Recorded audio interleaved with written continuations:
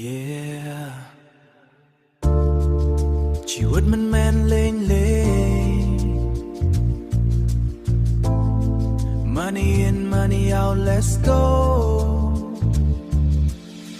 ខ្ញុំធ្វើព្រឹកល្ងាចមិនដែលសម្រាប់ប្រាំងចូលតិចតែចិត្តខ្ញុំមិនបាំង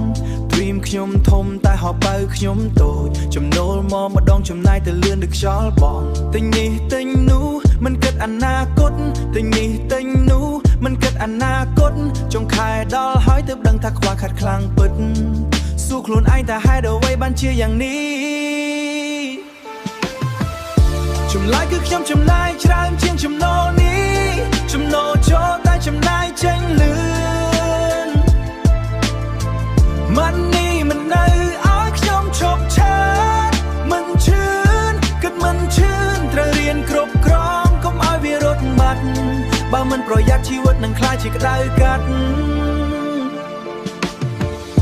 ពីថ្ងៃនេះទៅខ្ញុំចាប់ផ្ដើមគិតថ្មីចែកលុយច្បាស់មិនឲ្យវាបាត់ទៅឆ្ងាយ Save បន្តិច spend បន្តិច keep it balance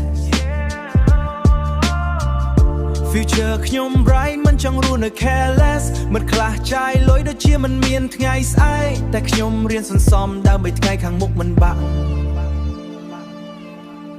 Money មិនមែនអ្វីទាំងអស់តែវាសំខាន់បើគ្មានវាជីវិតក៏ពិបាកក្នុងសង្គមបច្ចុប្បន្នកុំឲ្យលុយគ្រប់គ្រងជីវិតអ្នក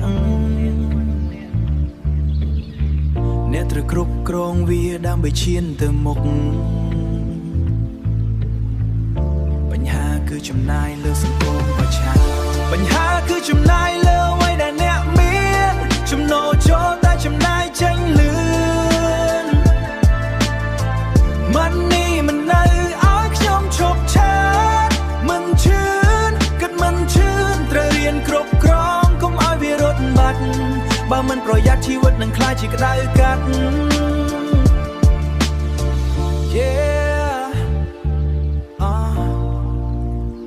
Money lesson learned ចំណូលចំណាយ balance is the key Peru Yeah ជីវិតមិន